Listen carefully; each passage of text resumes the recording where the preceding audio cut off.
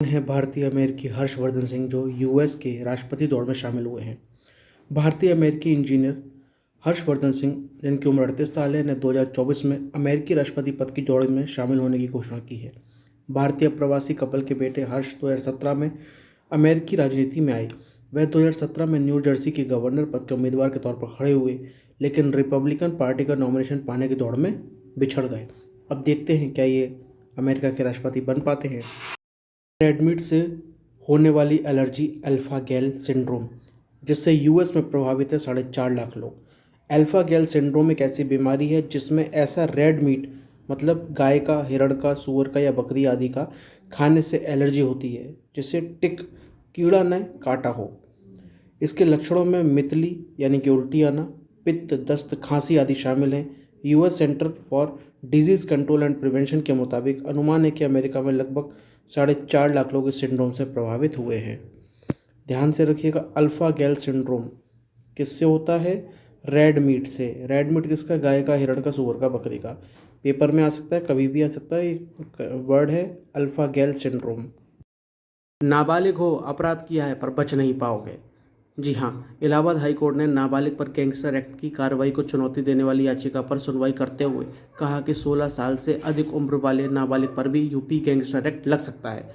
Court ने अपराध के समय आरोपी के नाबालिग होने के बावजूद गैंगस्टर एक्ट के तहत दर्ज प्राथमिकी को रद्द करने से इनकार कर दिया। बहुत बढ़िया। क्या है वॉइस क्लोनिंग साइबर फ्रॉड, जिसकी मदद से लाखों रुपए ऐंठ रहे हैं अपराधी? उत्तराखंड पुलिस के डीजीपी अशोक कुमार ने वॉइस क्लोनिंग साइबर फ्रॉड को लेकर लोगों को सचेत किया। यह साइबर फ्रॉड का सबसे नया तरीका है जिसमें अपराधी आर्टिफिशियल इंटेलिजेंस अर्थात एआई की मदद से किसी की आवाज़ की नकल कर माता पिता, रिश्तेदार, करीबी को फ़ोन कर अलग अलग कारण बताकर उनसे रुपए ऐंठ लेते हैं। ध्यान रहिएगा, सतर्क रहिएगा, यही है वॉइस क्लोनिंग साइबर फ्रॉड। विकल्प नहीं, भारत से बातचीत करने को तैयार हैं पाक पीएम शहबाज शरीफ।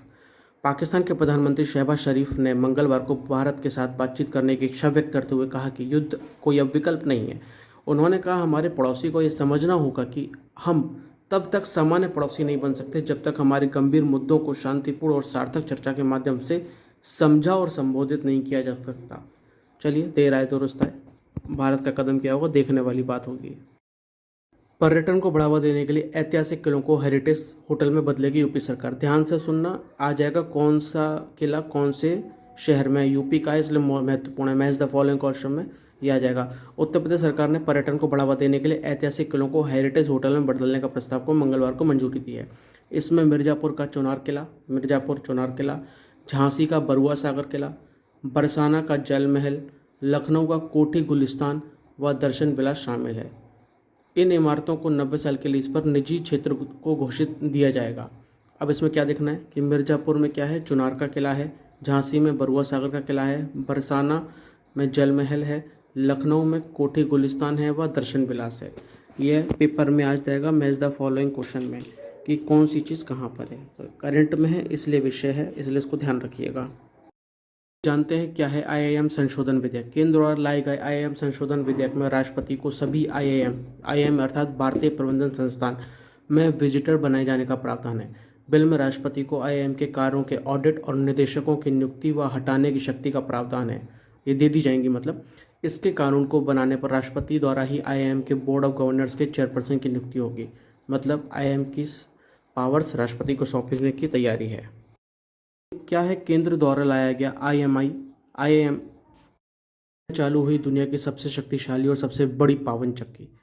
दुनिया में सबसे शक्तिशाली पवन चक्की ऑपरेशनल हुई है, जिसका कथित तौर पर एक साल में 36,000 परिवार को बिजली की सालाना जरूरतें पूरी हो सकती हैं।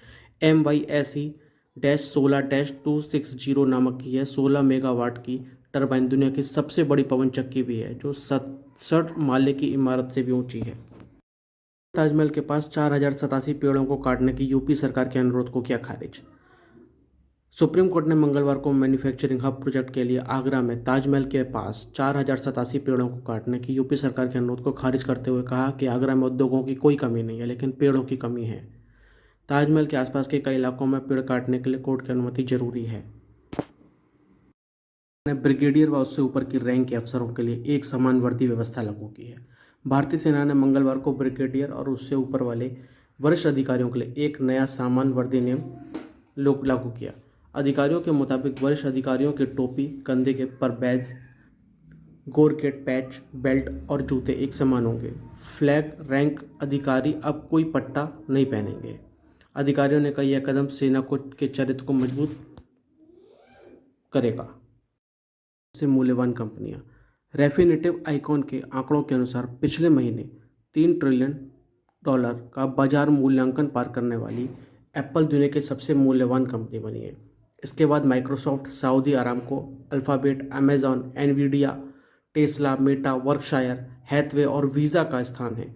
वहीं अल्फाबेट, मेटा, इंटेल जैसी कंपनियों के तिमाही लाभ में बढ़ोतरी के कारण शेयर बाजार में तेजी आई है।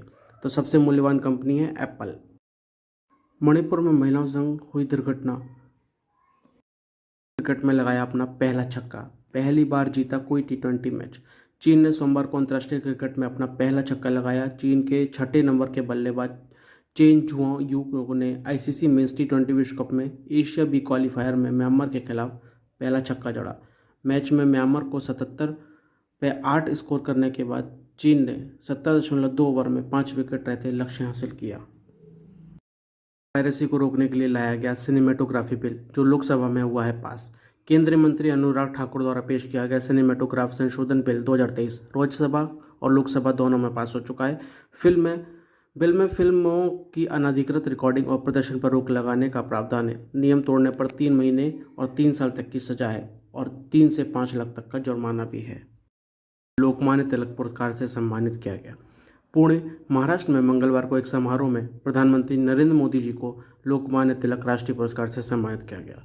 इस दौरान प्रधानमंत्री मोदी ने कहा, यह मेरे लिए एक यादगार पल है। गौरतलब है कि इस समारोह में महाराष्ट्र के मुख्यमंत्री एकनाथ शिंदे व उप मुख्यमंत्री अजित पवार, देवेंद्र फडणवीस एवं NCP प्रमुख शरद पवार मौजूद रहे। शादियों में बॉलीवुड गाना बजाना कॉपीराइट एक्ट का उल्लंघन नहीं है, सरकार ने कहा है। उद्योग संवर्धन और आंतरिक व्यापार विभाग ने कहा कि शादियों और अन्य समारोह में बॉलीवुड गाना बजाना कॉपीराइट एक्ट का उल्लंघन नहीं होगा। दरअसल DPIIT को कॉपीराइट सोसाइटीज़ द्वारा कथित तौर पर रॉयल्टी लिए जाने से जुड़ी शिकायतें मिल रही थीं, जिस पर संस्थान ने कहा है समारोह में गाना बजाना कॉपीराइट अधिनियम 1957 की धारा 52 का उल्लंघन नहीं है। खूब बजाओ। बवाल को प्राइम वीडियो से हटाएं, यह मृत यहूदियों को यादों को अपमानित करता है, यहूदी संस्था ने कहा है। एक यहूदी मानवाधिकार संस्थान ने वरुण धवन, जानवी कपूर स्टारर फिल्म बवाल को अमेजन प्राइम वीडियो से हटाने की मांग की है। संस्थान ने कहा है कि जानवी का हर रिश्ता अपनी तरह के ऑशविट्स संघर्ष से गुजरता है वाला डायलॉग विश्व युद्ध दूसरे में मारे गए 60 लाख यहूदियों की यादों को अपमानित करता है। ऑशविट्स नाजियों द्वारा स्थापित यातना केंद्र था, इसलिए शब्द को गलत और बुरा माना जा रहा है। स्टार सीरीज वाले बैंक नोट जिनको लेकर RBI ने जारी किया स्पष्टीकरण। RBI ने स्पष्ट किया कि वैसे नोट भी वैध हैं जिनके नंबर पैनल पर स्टार अंकित है।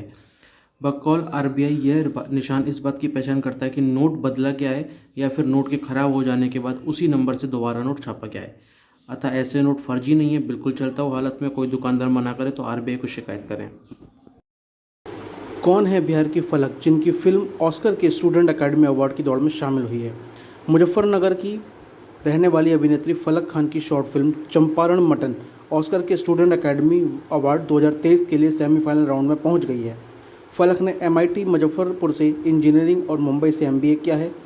फलक ने मुंबई में रहते हुए डायरेक्शन, प्रोडक्शन और एडिटिंग का कोर्स भी किया था।